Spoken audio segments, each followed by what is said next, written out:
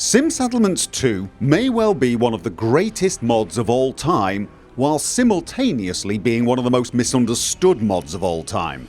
In fact, I'd go so far as to say that if you've not actually played the mod, whatever you think you know about it is probably wrong.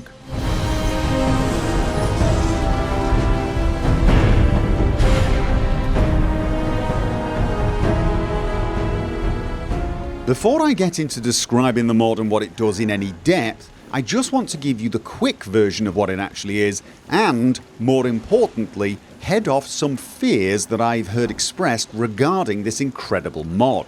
Now, I asked the lead developer of this mod, King Gath, to describe the mod in a single sentence, and he replied that it overhauls the settlement mechanics to add tons of automation and depth, all wrapped in a huge story about building up and uniting the Commonwealth against a common enemy. I want you to focus on the words automation, depth and huge story. A lot of people understand that Sim Settlements 2 adds an element of automation to the settlement building process, and I know some people who love the settlement building process are reluctant to try the mod precisely because they think it's going to do it all for them. But what they don't realise is that it adds depth to the settlement building process and makes the settlements feel truly alive and lived in, thus making it more rewarding and more engaging even for veteran settlement builders. It will automate things for you that you don't want to do, but it will also add a whole lot of depth and new gaming mechanics that you can engage with that will be a ton of fun if you want to engage with them, because it is very customizable. And for those of you that don't really care about the settlements, this mod is still one that you owe it to yourself to try out because of the huge story that King Gath mentions. And it is exactly that, it's huge. 3 chapters huge specifically, and each one of those chapters has a main quest line that honestly rivals the base game's main quest. And more than sheer size, it's also epic in scope.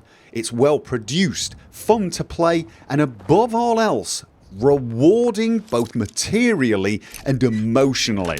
And finally, if the sheer size of this mod is a little terrifying, don't worry.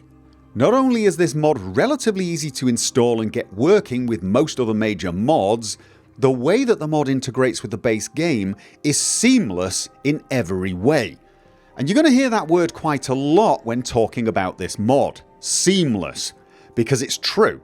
The way the game introduces you to all of the mechanics, the way it introduces you to the new factions, or adds named voiced settlers to your settlements, all of it, the entire thing feels completely natural and doesn't require that you know anything about the mod in advance.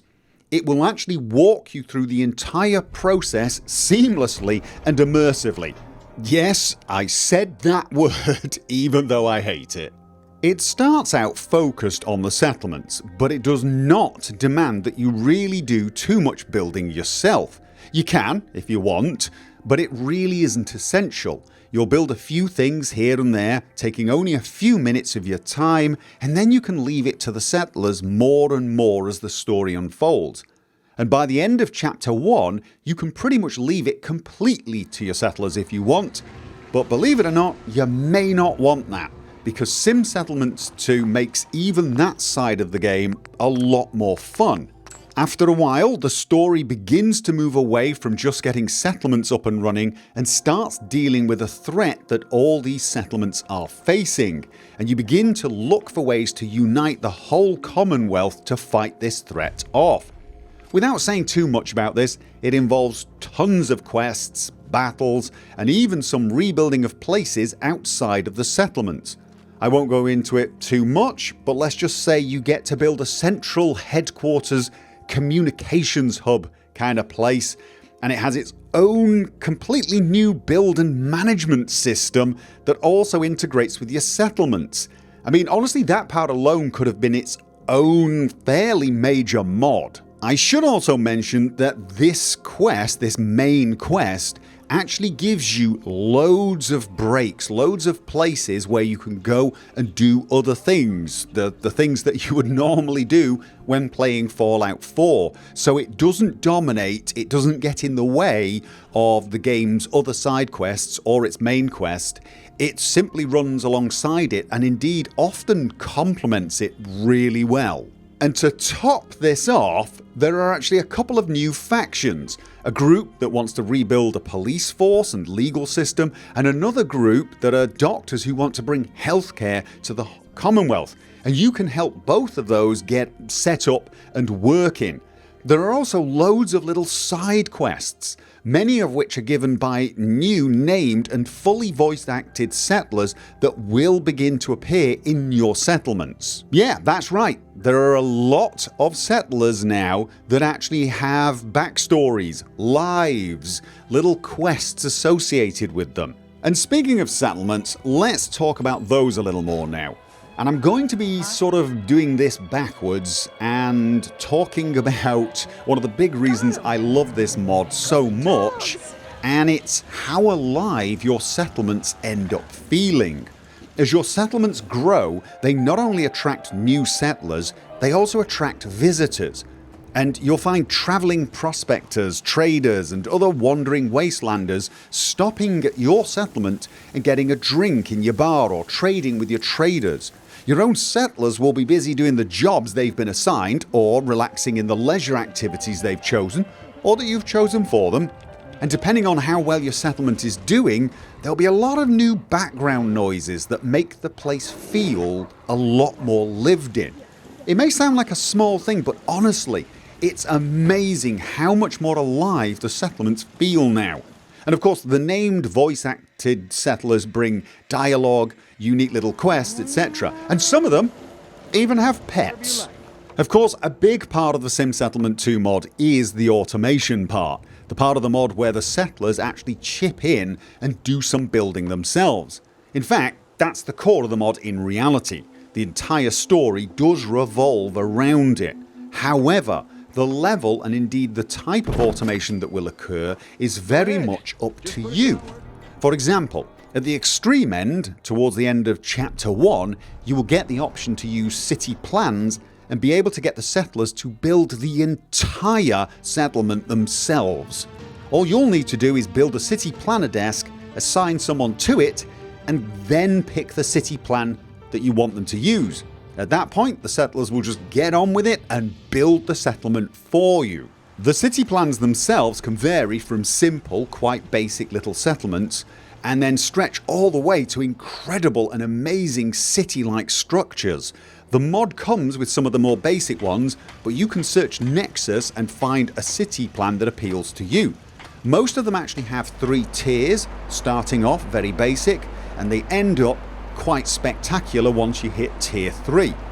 This means that the city will grow, or the settlement will grow, over time, and each time you visit the settlement it may look a little different. And don't worry if you decide you don't like the city plan that you chose in the end. You can just find a new one, tell the settlers to rebuild, and they will tear it all down and start again. I mean, it's not like they've got anything better to do, so, get them working, right? And whilst these settlements don't really require a lot of attention from you when it comes to building, depending on the settings you choose, you might need to keep an eye on the settler happiness, security, and even hygiene. Yeah, that's something now. You may have to tweak a few things yourself, handle disease outbreaks, because that's a thing if you don't have a hospital in your settlement. But don't worry. If this all sounds a little overwhelming, you can decide how complex or difficult you want the task to be, and there are tons of new tools to help you manage the settlements if you decide you want to dive into that side of the mod. Oh, and the settlers now have specials.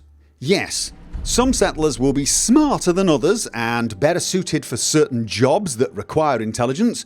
Others might be tougher and suited for jobs like farming, or perhaps they would make better guards. And yeah, you can actually train settlers up to become better and better at their jobs. I mean, it's called Sim Settlements 2 after all, right? But again, it's important to note how much you engage with all of this is really up to you. If you just want to play for the story and ignore all of this, you can. You'll have to engage a little with the settlement building, but not an overwhelming amount. But honestly, as I've already mentioned, the more you play, you might find yourself getting into this side of the mod. It really is massively engaging. Of course, for you hardcore settlement lovers out there, this mod still adds tons of things for you too. Because you can still build the settlement yourself if you like, but now you can get the settlers to help out in a few places. Perhaps you want to build a bedroom, but you want the settler to decorate it themselves. They will do that now. Maybe you want to build a building for the bar, but you want the settler to fill it and make it look like a real bar. You can do that too. In fact, if you look at the settlement that's on screen right now, it's in the red rocket, this is one where it's pretty hard for you to see what I've made and what the settlers made. And trust me, I built a lot of this. Most of the wooden buildings, most of the walls, fences, bridges, stairs, gateways, a ton of the other stuff. But the settlers built up their own places of work and furnished, or sometimes even built, their own homes. I've added tons of decorations in the public places, but the settlers added loads to their own spaces. And even though the settlers did a lot of the work here, I have still put more time into this one settlement than any other settlement in any of my other plays without this mod. And that includes my Vault 88 settlement, which oddly enough I'm now busy filling with Sim Settlement 2 plots as well. Yeah, the settlers do a fair amount of the work, but this settlement is absolutely mine.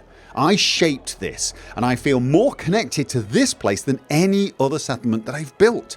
So even for the settlement lovers out there, this mod should be a must-have, because it doesn't just automate things and make them easier, quotes, it does it in a way that will make your settlement feel more lived in, more vibrant, and more interesting. And whilst I could probably go on for hours talking about the various great things this mod brings to the table, I'm not going to spoil everything, and I'm going to leave a lot of these things for you to find out. But do not worry.